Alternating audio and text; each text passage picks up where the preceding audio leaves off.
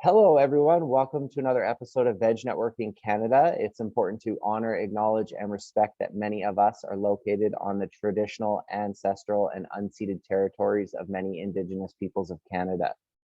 Here we are for another episode of Veg Networking Canada, where vegan plant-based companies connect and collaborate. Today, we have a special guest who has been an energetic entertainer since childhood. She is a vegan food and wine expert appearing on many television and media article contributions. She has a passion for public speaking and emceeing events with a focus on impact. Veg Networking Canada is pleased to welcome the co-founder of the Social Herbivore. Welcome, Priya Rao. Hi, everyone. Well, thank you so much for joining us here at Veg Networking Canada, Priya. Please tell us a little bit more about your own personal vegan origin story and how that started for you. Sure.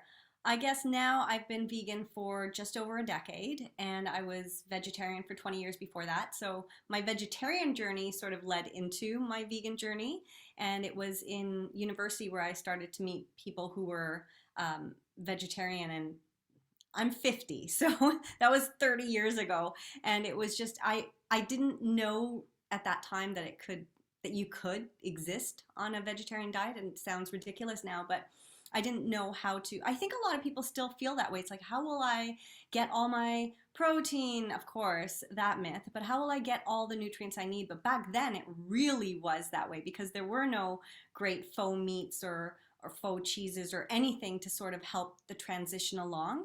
But I was vegetarian for about 20 years, and then I never was a big milk enjoyer. Cheese on my pizza and stuff, sure. But so cutting that out for me was an easy enough transition. And so I just made that full on leap about 10 years ago, probably closer to 12, and haven't looked back since. Excellent, excellent. Now, Veg Networking Canada is centered around entrepreneurship and business. Our second prompt or conversation starter for you is centered around entrepreneurship and business. So can you tell us a little bit more about that entrepreneurial spark for you and how that started? Yeah, sure. I don't like working for other people. So the last time I had a full-time sort of office job was back in 2005, and it was something I loved. I was in the film and TV industry in Canada for about 20 years before I moved into sort of the wine world, and I did everything from program TV conferences and film festivals, and I was an actor for many years. So I've been all around. I produced. I did all sorts of sides of the TV industry, but I was working at a TV conference that was an international conference held in Banff but programmed and produced in Toronto. And I did that for 5 years and I loved it so much. But once I left that, I was like, I can't imagine sitting at a desk for 8 hours a day forcibly, even if I can do everything I need to get done in 4 hours or 2 hours, or if there's nothing for me to do today. So I always was thinking, how can I get away from that?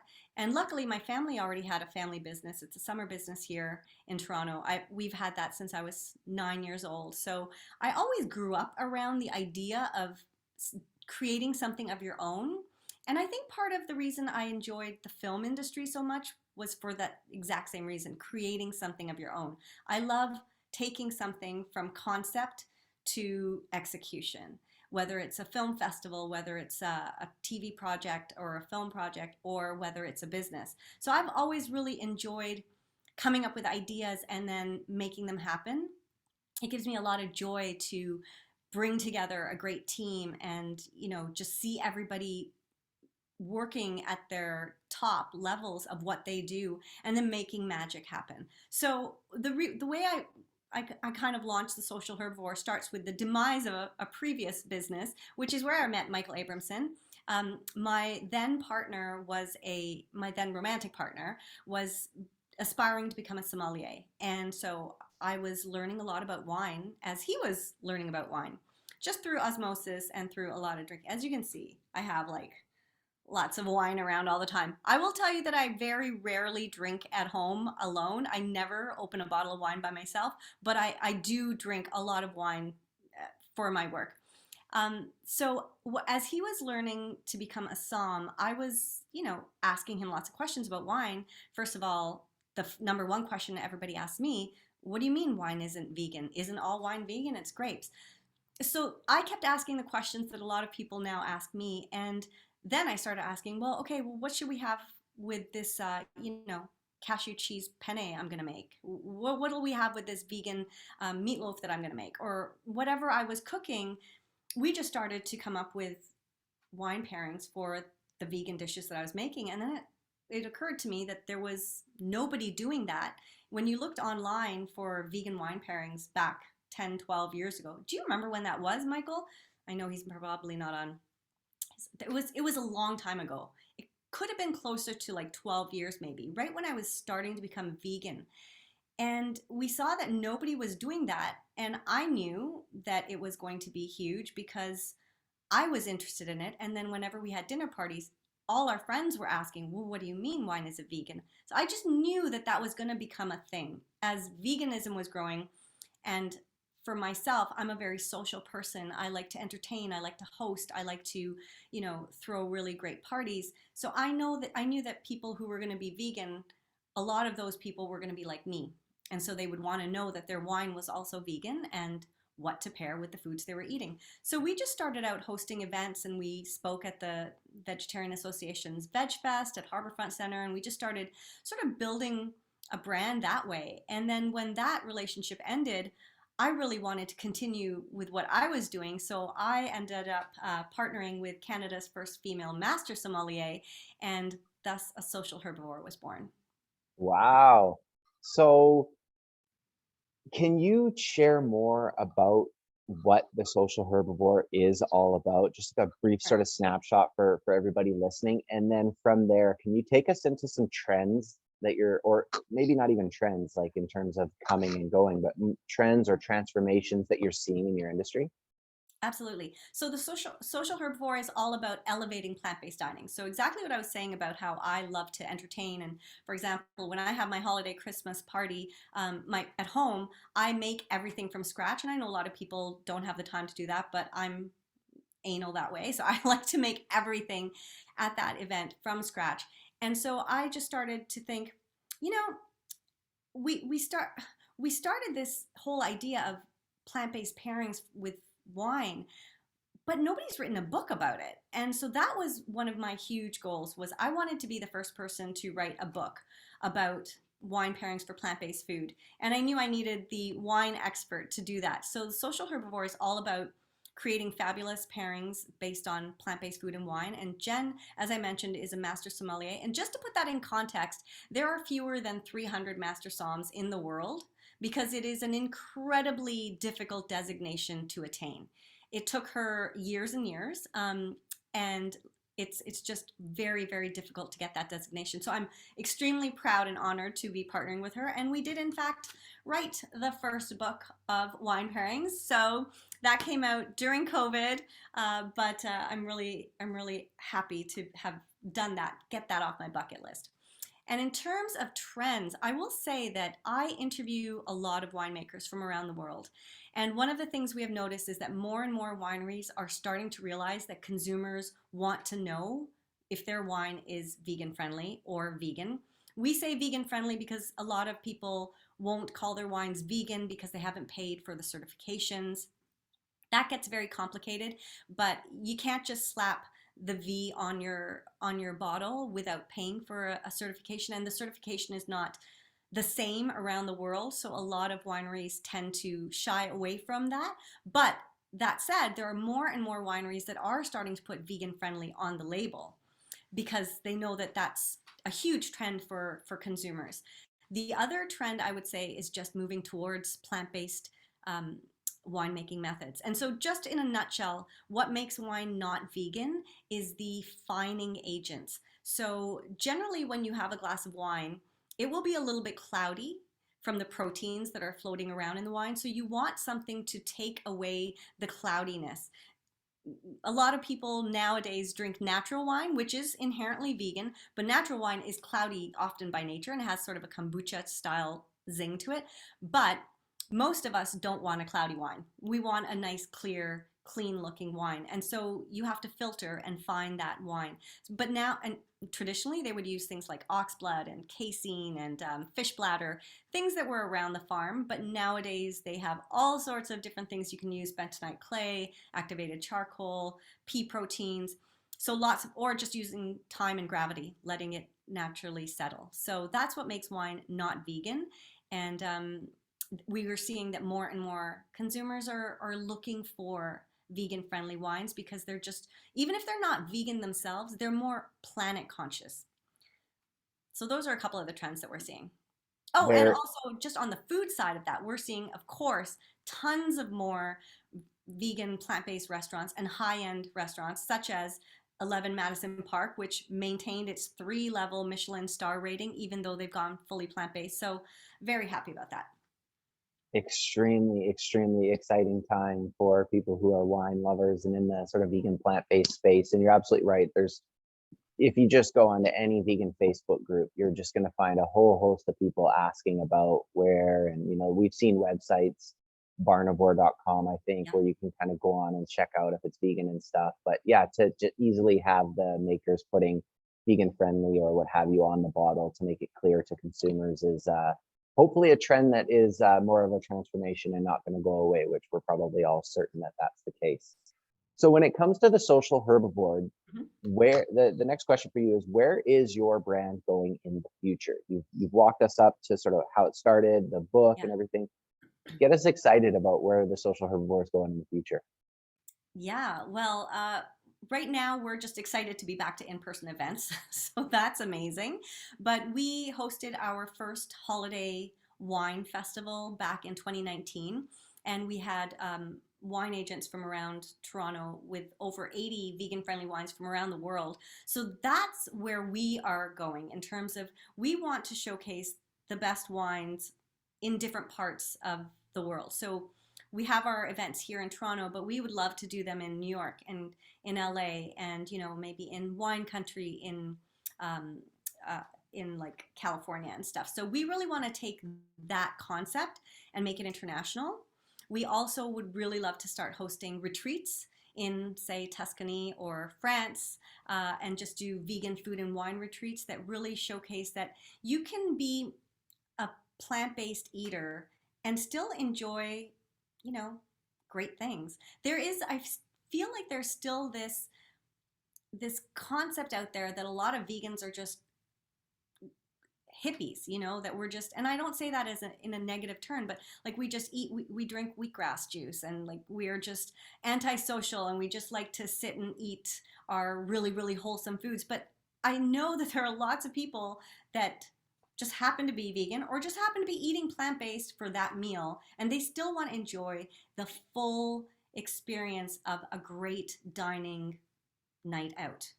So that's kind of where we're headed.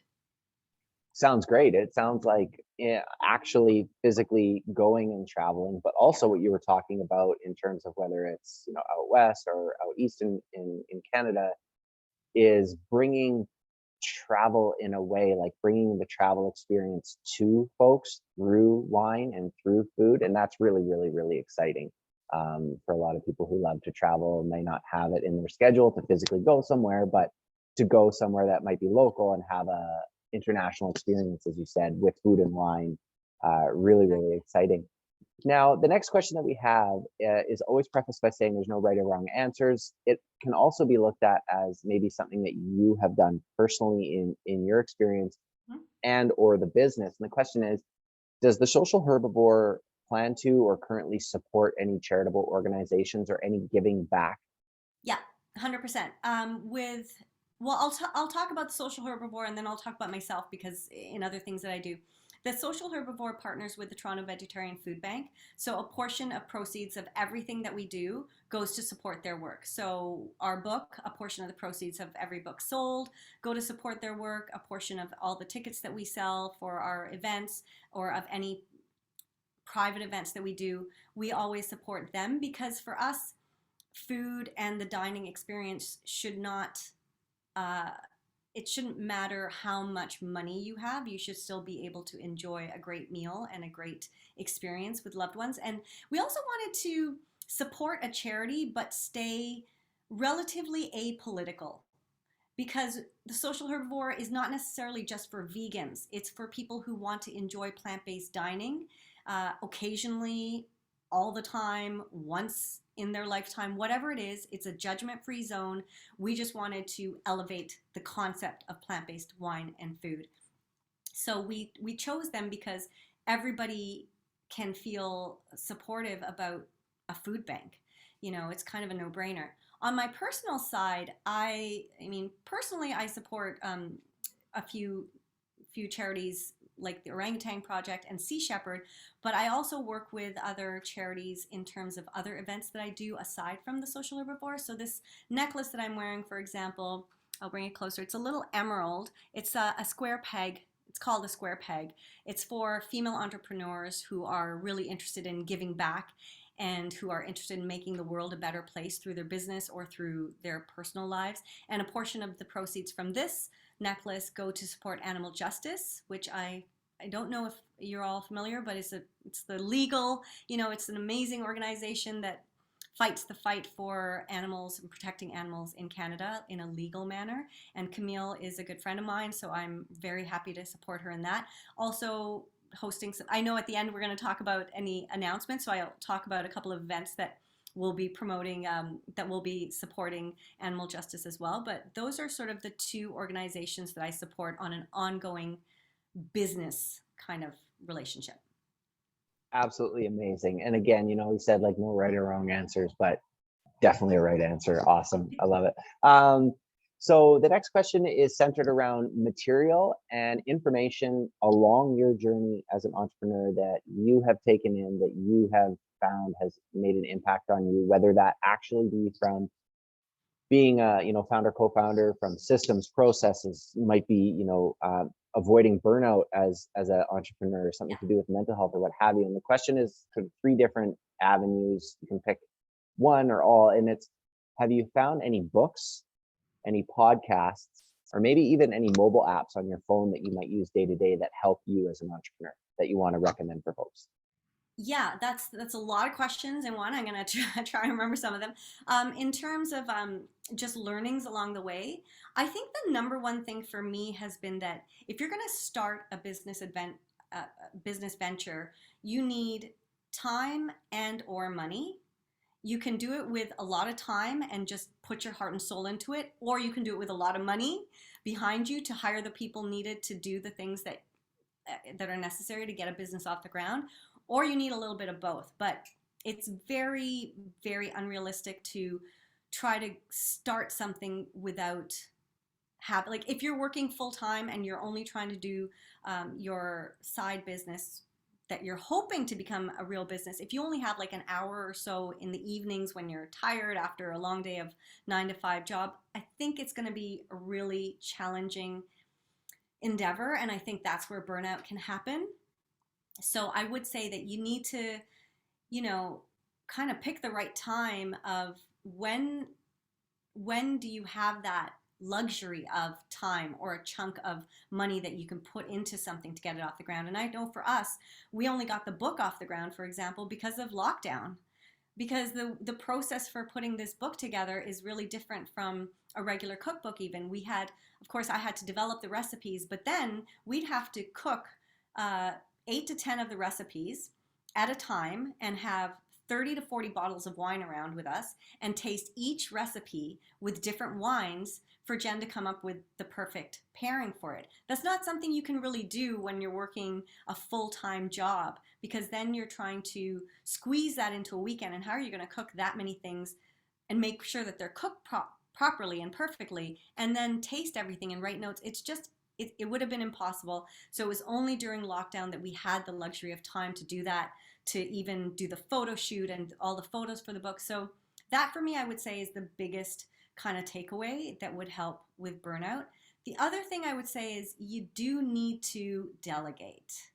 Even if you don't have a lot of money, luckily right now there are so many online places like Upwork or other places you can hire freelancers in various parts of the world for really minimal costs. And we always like to support local. like in everything we do, we support Ontario wine so much. We're huge on supporting and buying local, but sometimes you just have to become a global citizen if you're trying to get your brand off the ground. So I'd say those are two of the biggest learnings for me.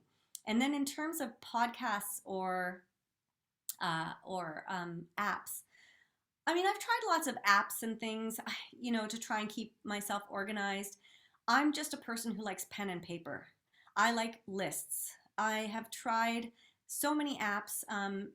I know I would be lost without my phone because everything's in my phone, but I I mean everything except my lists, right? So I am just a person who is like my to-dos, and I put a checklist with circles beside everything so I can have that satisfaction of checking things off and easily seeing what still needs to be done.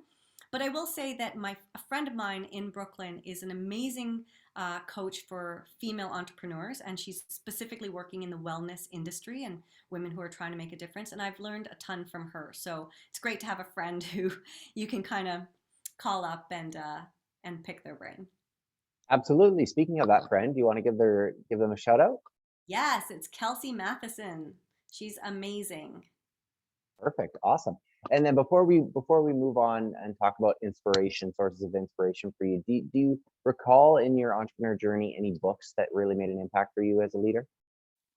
I've read lots of books, but not necessarily business books. I've read books like oh geez, I should have wrote some of these down. Like The Alchemist, is that what it's called? I love it. You know, Oh um, yeah. Yeah, and so I've read more books of that nature, even books, for example, like Tuesdays with Maury, which has nothing to do with business, but it's really about embracing life.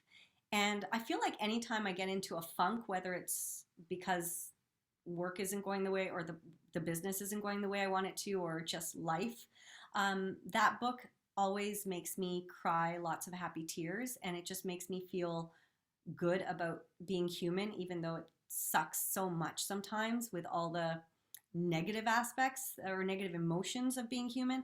But that one kind of centers me again. So it's not really a book about business, but I do enjoy it a lot. So I can't really say that I've read a ton of business books, which is, I know, is a horrible thing to say as a person who's trying No, to no, launch a not a horrible thing at all. In all the conversations that we have with folks, there are people who don't read or do audiobooks or don't listen to any podcasts because they're too focused on what they're currently. So no, yeah, not a horrible answer at all. And this is it, Veg Networking Canada is not about me. I'm just the one who kind of gets to ask great questions for great folks. But The Alchemist and Tuesdays with Maury are two of, if amazing. not my top two favorite books.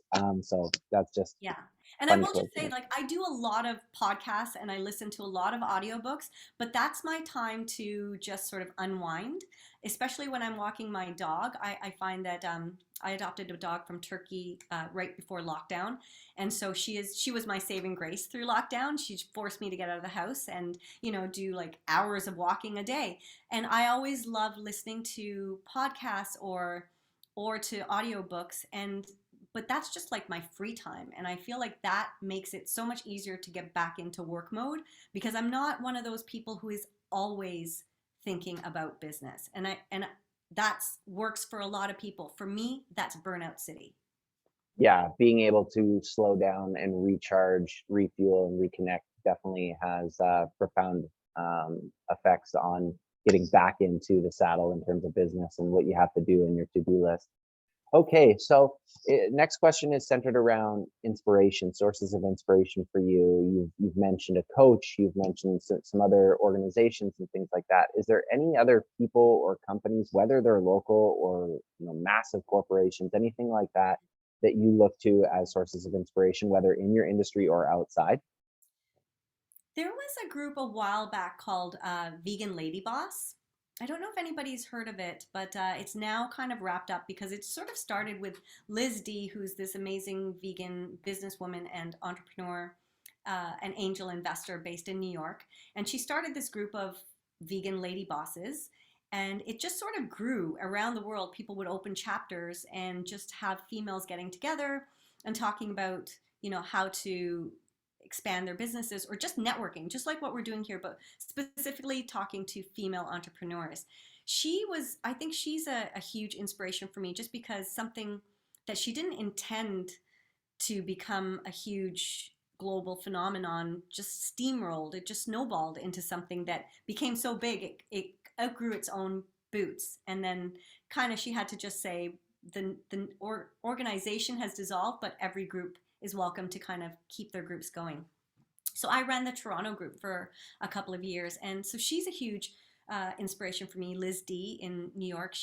Her family owns the Rocket Candy Company, which I think here we call it something else, but it's a popular Halloween candy. It's all those, anyways. Another inspiration is Leslie Durso. She's a chef based in California, and she wrote the foreword to our book. She won.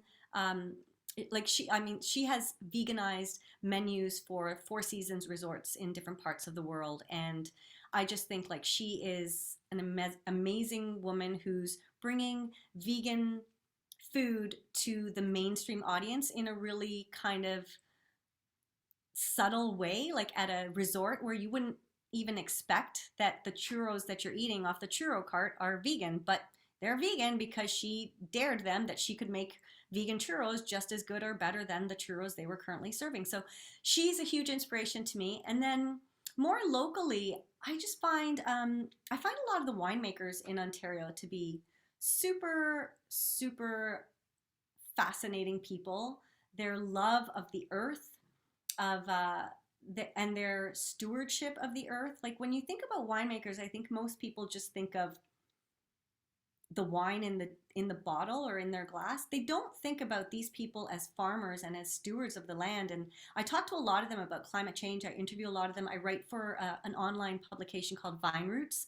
And so my focus is always on vegan food and wine, but also aspects of climate change and how that's affecting the wine world, on aspects of sustainability and, different methods that people are using to farm. So I find winemakers in Ontario, of course, because like I say, I love to support local, but just winemakers around the world are fascinating to me, and they're truly inspiring that they do for the love of this little grape, and how many different products these grapes can make. It's fascinating. It's fascinating to me. It's extremely fascinating, and there's great winemakers out in Ontario and of course out in British Columbia as well. Absolutely. And you're so right. Like when you pick their brain or you have a conversation with them, it's very apparent very quickly how interested and invested they Yeah. are literally in soil health and soil regeneration, which Mhm. we could talk about for hours just on that topic. But we'll carry on with the conversation with you today and finish it up with our last question for you, which you can take as advice that you want to give people. Sometimes people, when they internalize it, like, oh, I don't know if I'm the right one to give advice, kind of thing. So take it as you want, whether it's wisdom, tips, nuggets, advice, what have you. But for anybody listening, whether they're an entrepreneur in a company looking to become an entrepreneur, maybe they already are an entrepreneur, any sort of advice, wisdom, or golden nuggets that you have to share, we'd love to hear. Well, I think a couple of those were, I sort of already touched upon them in terms of, what I think you need to get your business off the ground. Um, but I would just say it's really important to know your strengths, and on the other hand, to know your weaknesses. And it's not a bad thing to have weaknesses, because you just cannot do everything. So for me, I know that I'm really good at organization. I'm a producer at heart. I know how to produce and execute a conference for 3,000 people, or I can produce a short film, or I can produce a book. I know that that is my skill, and my other skill is public speaking, because I was an actor for many years and I love talking to people, and those are my strengths, and I have taken what my strengths are and built my business around them. So I don't think I really could have done this book. Like, I don't think I could have put this book together, because if we self-published the book, and I had to put the whole team together. So I had to find the right people for the team, but that's the kind of thing that I love to do. Somebody else might think that's their absolute nightmare, to try and find a photographer and this. How am I going to find them? How do I know if they're good? Like, it might just not be up their alley. So I would say figure out what your strengths are. And if you can't figure out what your strengths are, Ask a group of your friends. One of the most interesting exercises I ever did when I was an actor in an acting class was we would sit in a circle and we'd put one person in the circle, and everybody who doesn't know this person except for having met them that day would sort of go around the circle and say what they liked about this person, what they think about this person. And hearing all these things, even from perfect strangers, like, oh, the Priya just seems very friendly, or she seems very serious, or she seems like she knows what she's talking about, or whatever. It's amazing what other people can say about you that you might not think about yourself. And even if you don't believe it, you should believe it because that's what you're presenting to the world. So I just think that's probably a good takeaway that I just thought of right now, actually.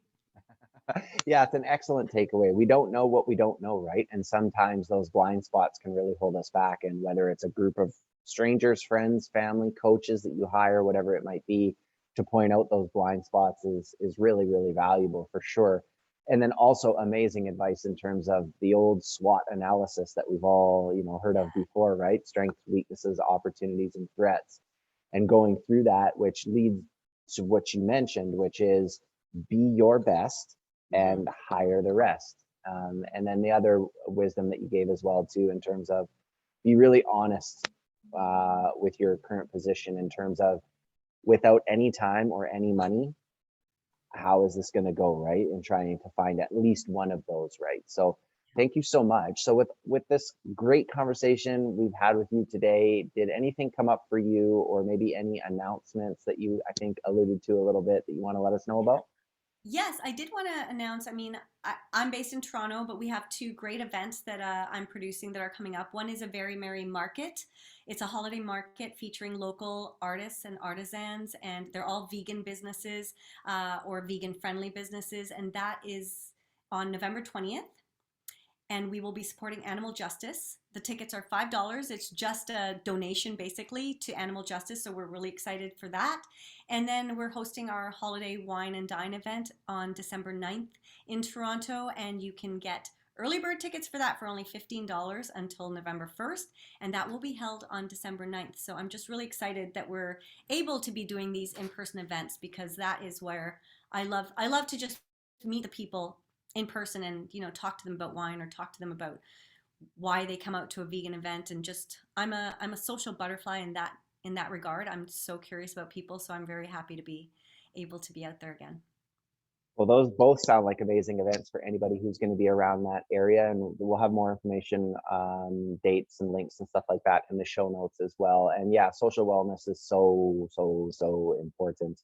Yeah. We don't have to tell the social herbivore that, but I should mention one more thing, which I didn't actually. I'm please. sorry, I totally forgot to mention this. Is that I have a property that is a four-bedroom vegan vacation home that is just outside Prince Edward County wine country in Ontario. That's called Terra, and you don't have to be vegan to stay there, but people do have to maintain a plant-based diet while they stay there. So that's something I'm really excited about. Is just how popular that has been, and for anybody who's looking for a little getaway near Ontario wine country, you can find information about that on my personal website, which is whatpriyasaid.com.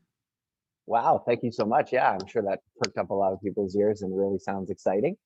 So for everybody who is listening, thank you so much for joining us. And Priya, thank you so much for joining us and sharing more about yourself personally and your business successes up until this point. And we wish you all the best moving forward with everything that you have going on. And everybody, you can find out more about the Social Herbivore online, www.thesocialherbivore.co. So .co, it's thesocialherbivore.co. And on Instagram, you can probably find amazing pairings, delicious food, great tasting wine. And that's on Instagram at Social Herbivore. So it's at Social Herbivore. Priya and everybody else, thank you so much for joining us, and we'll catch you another time on another episode of Edge Networking Canada. Take care. Bye for Thanks, now. everyone.